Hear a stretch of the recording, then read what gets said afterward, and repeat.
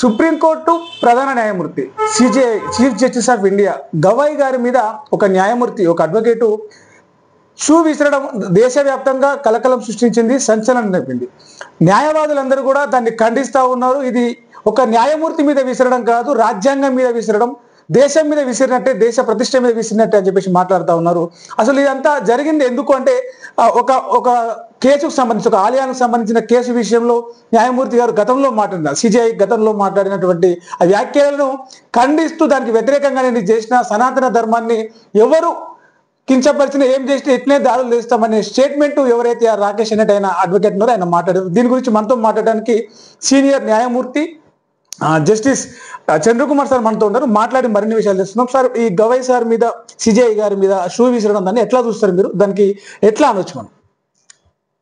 ఇదేంటంటే ఈ పెరుగుతున్నటువంటి మతోన్మాదాన్ని తెలియజేస్తుంది. భారతదేశంలో గత 10-12 సంవత్సరాల నుంచి ఒక ముస్లింల మీద వ్యతిరేకత, తీవ్రమైన వ్యతిరేకత తీసుకురావడం, అదేవిధంగా క్రైస్తవుల మీద వ్యతిరేకత తీసుకురావడం, హిందూ ధర్మం ప్రమాదంలో ఉంది, హిందూ ధర్మం, సనాతన ధర్మం ఇవాళ ఆపదలో ఉంది, మనం సనాతన ధర్మం రక్షించుకోవాలా, సనాతన ధర్మానికి ప్రమాదం ఉంది అనేటువంటి ఒక భావాన్ని వ్యాపింపజేస్తున్నారు. ఇది ఈ ప్రచారం వల్ల ప్రభావితులైనటువంటి కొంతమంది నిజంగానే హిందూ మతానికి ఇబ్బంది ఉందేమో, సనాతన ధర్మం ప్రమాదంలో ఉందేమో, మనం ఎవరైనా సనాతన ధర్మాన్ని విమర్శిస్తే మనం వాళ్ళ మీద అటాక్ చేయాలా, దాడి చేయాలా అనేటటువంటి భావనలో ఇదంతా వచ్చిందన్నట్టు. ఇప్పుడు మనం ఏంటంటే ఒక నిమిషం కేసు గురించి మనం తెలుసుకుందాం. సుప్రీంకోర్టులో ఏం జరిగిందని తర్వాత మిగతా విషయాలు మాట్లాడదాం. ఇప్పుడు ఇదొక కేసు ఏంటంటే ఒక పురాతన ఆలయం. ఆ పురాతన ఆలయం లోపల విష్ణుమూర్తి పెద్ద విగ్రహం. విష్ణుమూర్తి విగ్రహానికి తల తెగిపోయి ఉన్నది అక్కడ. ఎలా జరిగింది తెలియదు. దాన్ని పునరుద్ధరించాలని చెప్పేసి ఈ అడ్వకేట్ గారు రాకేష్ గారు సుప్రీంకోర్టులో కేసు వేశారు. ఆ కేసు విచారణ మన ప్రధాన న్యాయమూర్తి గవాయ్ గారి దగ్గరికి వచ్చినప్పుడు గవాయ్ గారు ఏం చేశారంటే రూల్ పొజిషన్ ఏంటిది, చట్టం ఏం చెప్తున్నదని చూశారు.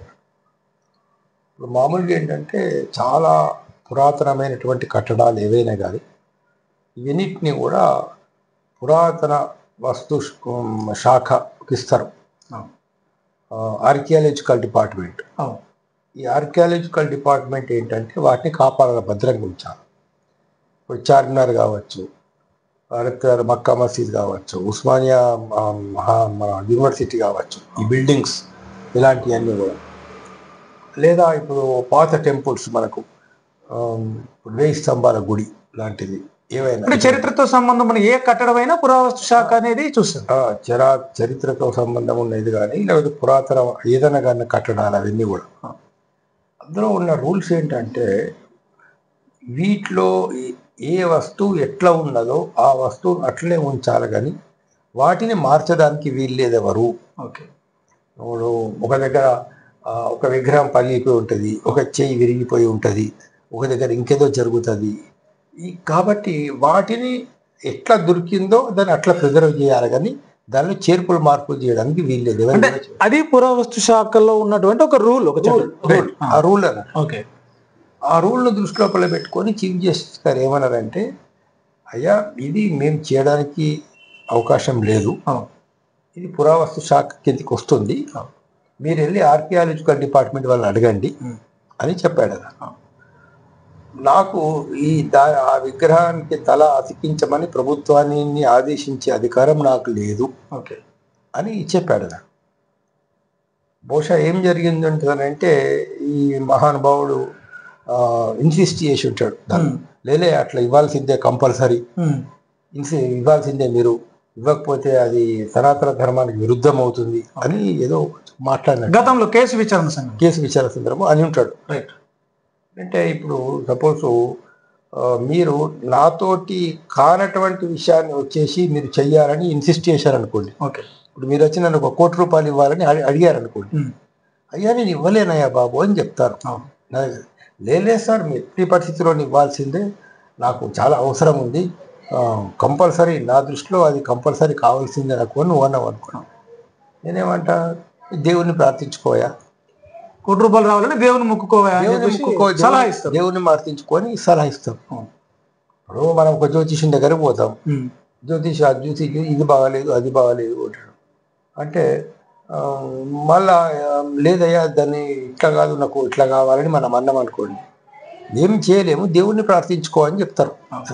మనకు ఎవరైతే ఒక ఇష్యూ ఒక సమస్యను వాళ్ళు పరిష్కరించలేని స్థితిలో ఉన్నప్పుడు మరొక వ్యక్తి ముందుకు పోయి ఇది కావాలని చెప్పేసి అడిగితే మాతోటి కాదు మీరు దేవుణ్ణి ప్రార్థించుకోవట్లేదు, లేదా ధ్యానం చేసుకోండి అని చెప్పి చెప్తారు. కానీ తప్పేమున్నది, దేవుని ప్రార్థించుకోని చెప్పడంలో తప్పేముంది? పోయి అదే విష్ణుమూర్తిని ప్రార్థించుకోండి అని చెప్పారు. విష్ణుమూర్తిని ప్రార్థించుకో అని చెప్పడం అనేది ఎలా అధర్మం అవుతుంది, ఎలా సనాతన ధర్మానికి విరుద్ధం అవుతుంది? ఎంత మాత్రం కాదు అనేటటువంటిది ఫస్ట్ మనం అర్థం చేసుకోవాలి. రెండవ విషయం ఏదైతే ఉందో, ఈయన ఏదైతే అనుకుంటున్నాడో సనాతన ధర్మానికి విఘాతం కలిగింది, లేదా ఆయన వాక్యాలు సనాతన ధర్మాన్ని అవమానపరిచేటట్టు ఉన్నాయని ఈయన భ్రమపడుతున్నాడు, ఈయన ఆలోచిస్తున్నాడు. ఈ యొక్క వకీల్ రాకేష్ అనే వకీల్. సో అది ఎంతవరకు కరెక్టు అని కనుక మనం ఆలోచించినట్లయితే, ఇప్పుడు ప్రపంచంలో మతం వేరే ధర్మం వేరే, ఫస్ట్ దాన్ని మనం గుర్తుపెట్టుకోవాలి. ధర్మం అనేది అందరికి ఒకే రకంగా ఉండేదాన్ని ధర్మం అంటారు. నిప్పు ఉంది, నిప్పును ఎవరు ముట్టుకున్నా కాలుతుంది, కాలడం అనేది నిప్పు ధర్మం, కాలడం అనేది నిప్పు ధర్మం. హిందువు ముట్టుకున్నా, ముస్లిం ముట్టుకున్నా, దళితుడు ముట్టుకున్నా, బ్రాహ్మణుడు ముట్టుకున్నా, ఏ ప్రాంతం వాళ్ళు ముట్టుకున్నా, ఏ భాష వాళ్ళు ముట్టుకున్నా కాలుతుంది, అది నిప్పు ధర్మం. మంచి చల్లగా ఉంటుంది, అది మంచి ధర్మం. ఇట్లనే ఇప్పుడు ఈ ప్రకృతి ధర్మాలు కొన్ని ఉంటాయి దానిలో. ఈ ప్రకృతి ధర్మాలు అందరికీ వర్తించేటటువంటి ధర్మం ఏదైతే ఉందో దాని ధర్మం అని అంటారు. దాని ధర్మం. ఇప్పుడు మనం ఇతరులకు అపకారం చేస్తే మన మనసుకు ఒక రోజు లేకపోతే ఒక రోజు మన మనసు బాధపడుతుంది. ఇది ఇది ఇది అందరికీ వర్తించేటటువంటిదే. ఇదొక ధర్మం, ఇదొక ధర్మం. కాబట్టి ధర్మం వేరే, మతం వేరే. అక్కడ భారతదేశము మన దేశములో ఎంతో గొప్ప గొప్ప మహాత్ములు వచ్చారు. వాళ్ళు ధర్మాన్ని బోధించారు. మొదలు మతం లేదు భారతదేశంలో, ఓన్లీ ధర్మమే ఉంది. ధర్మం ఎట్లా? ఎదుటి మనిషిని నువ్వు ప్రేమించు, అక్కడ ఉన్న ఆత్మ ఇక్కడ ఉన్న ఆత్మ ఒకటే, జీవాత్మ పరమాత్మ ఒకటే, దానిలో ప్రకృతిలో ఉన్నటువంటి ఆత్మ నీలో ఉన్నటువంటి ఆత్మ ఒకటే, భగవంతుడు అంతటా ఉన్నాడు, సర్వత్రా వ్యాపించి ఉన్నాడు. ఇప్పుడు నేను దేవుడి భక్తున్నే, నేను ఇప్పుడు షిరిడి సాయిబాబా గురించి ఒక పుస్తకాలు రాశాడు, షిరిడి సాయిబాబా గురించి రాసినటువంటి పుస్తకాలు.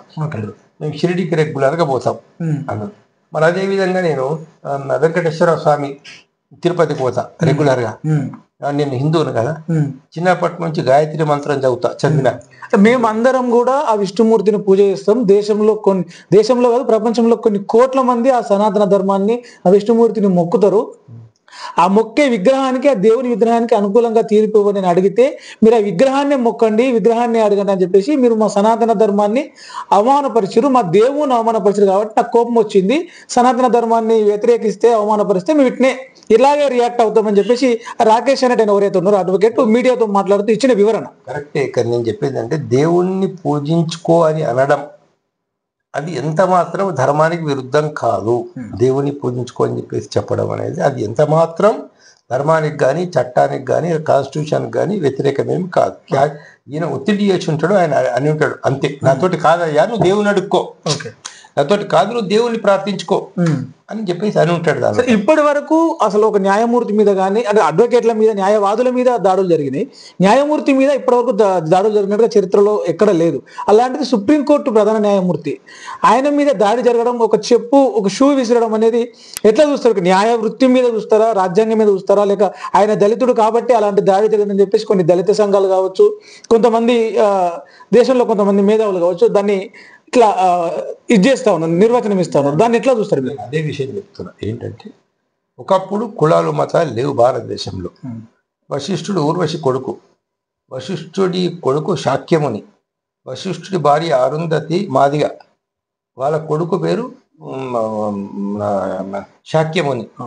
శాక్యముని భార్య అదృశ్యంతి మాల, వాళ్ళకు పుట్టాడు శుక మహర్షి.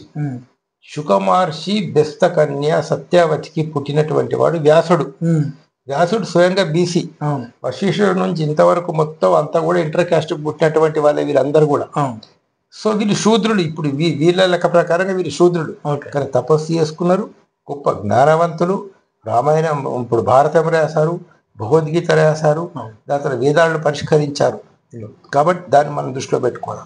మరి రామాయణం రాసింది ఎవరు? వాల్మీకి. మరి వాల్మీకి ఆయన బోయ కులం.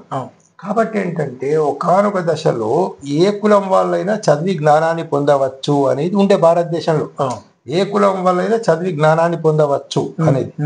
కానీ ఎప్పుడైతే వీళ్ళు రాజ్యాధికారం ఓన్లీ క్షత్రియుల చేతిలోకి బ్రాహ్మణుల చేతిలోకి వచ్చిందో, మేము గెలుచుకున్నారు, వాళ్ళు ఆస్తులన్నీ ఆక్రమించుకున్నారు, రాజ్యాలని ఆక్రమించుకున్నారు, సంపదను మొత్తం కొల్లగొట్టారు.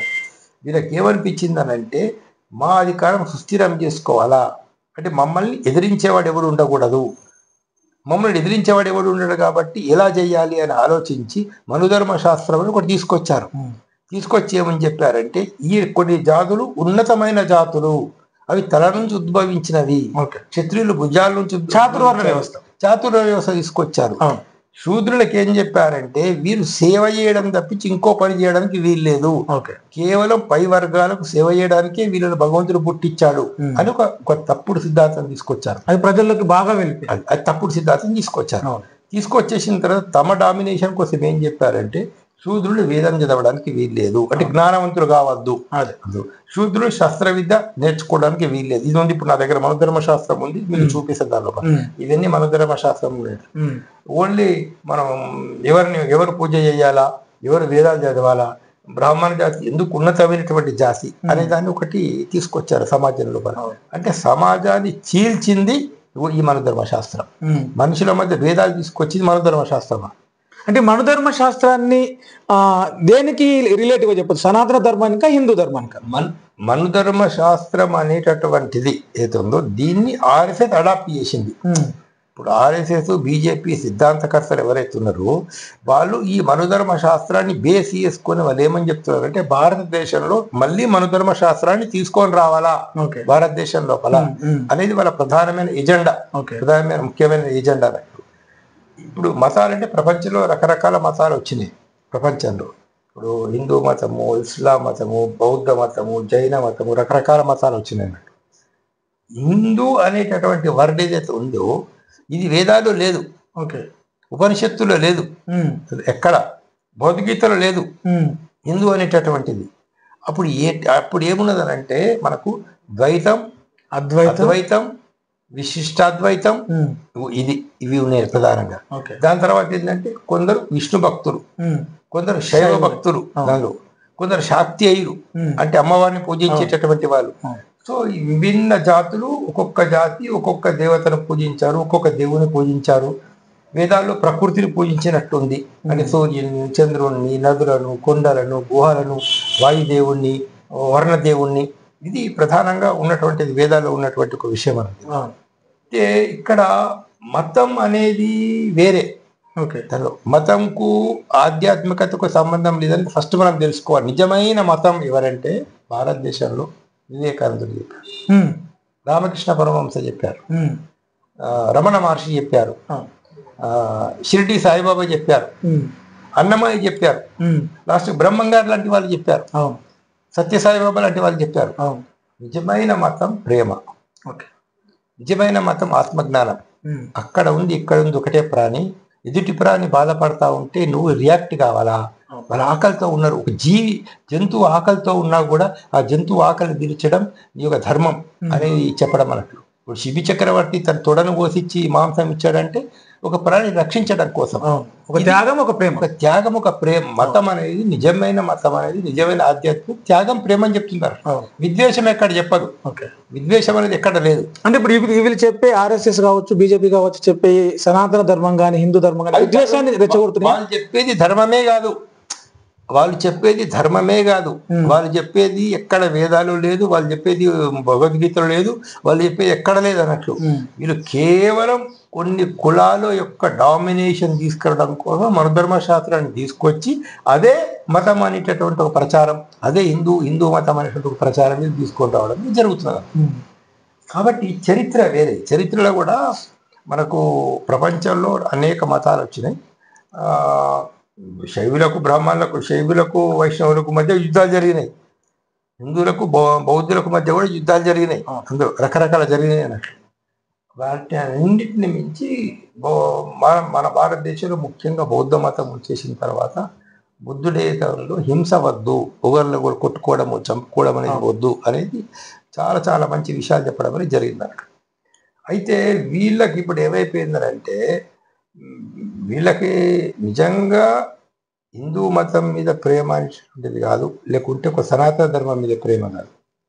సనాతన ధర్మం మీద ప్రేమ ఉంటే ఎంతమంది అయితే వాళ్ళ పేద రైతులు ఆత్మహత్యలు చేసుకుంటున్నారు, వాళ్ళని ఆపండి మీరు. ఎంతమంది అయితే వాళ్ళ అనేక మందికి ఉద్యోగాలు లేవు, వాళ్ళకు ఉద్యోగాలు ఇవ్వండి. వాళ్ళు హిందువులకు నువ్వు తక్కువ రేటుకు కల్తీ లేని వస్తువులు ఇవ్వు. కాబట్టి అవుతుందో ఇది ధర్మం అనేది కాదు, అక్కడ ప్రేమ కాదు, ధర్మం కాదు, లేకుంటే మానవత్వం కూడా లేదన్నట్టు.